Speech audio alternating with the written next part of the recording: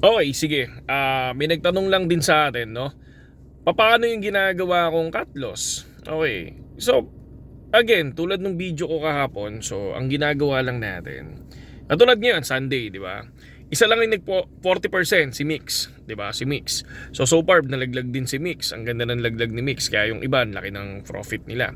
So, number one, okay, ito lang yung pinaka simple. Okay, simplehan lang natin, ha. Number one, ang rules ko sa gainers trade strategy, 40% gain sa isang araw. Makikita niya sa gainers trade. So, nandun lang yan sa application, sa BitGet or B2Nix. Nandiyan yung link sa may description natin. And then, pag nakita niyo yung 40%, pumasok kayo dun. So, ang mangyayari niyan, syempre times 5 leverage lang. Kapag nakuha niyo yung 20 to 30%, mag-cut loss ka. And then, hintayin mo kung mag-60%. Ngayon, paano kay GX pag hindi nag-60%? Hindi ako mag-trade. Ganun lang simple, hindi ako mag-trade. Okay, hayaan ko lang yun.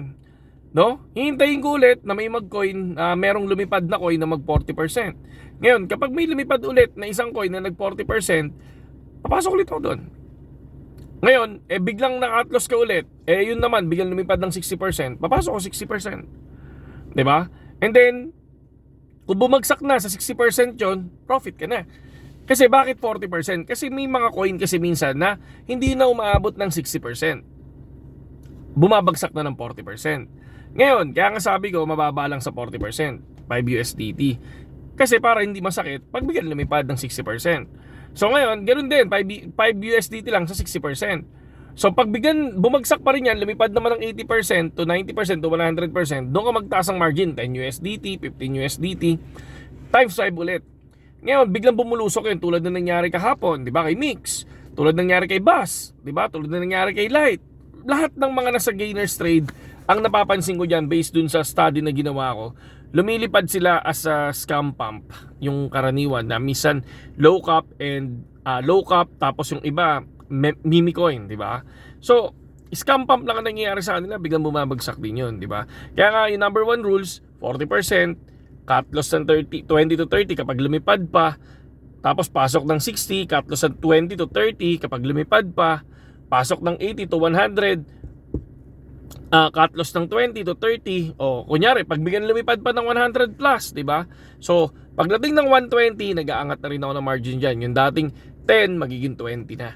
So ngayon, kapag yun biglang doon nag-start, yung biglang lagapak niya, ayan, solid na solid yun, no? So yun yung makikita natin na profit natin. Again, wag niyo bantayan yung gainers trade, no?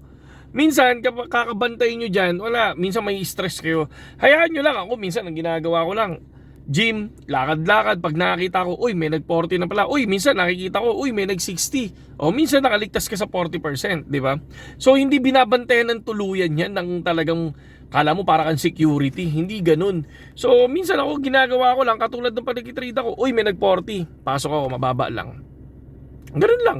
Tapos kapag ka bumagsak ng 20%, TP ako, 40 pesos, 50 pesos profit, good. Kasi compound yan, daming trade niyan eh. 'Di ba?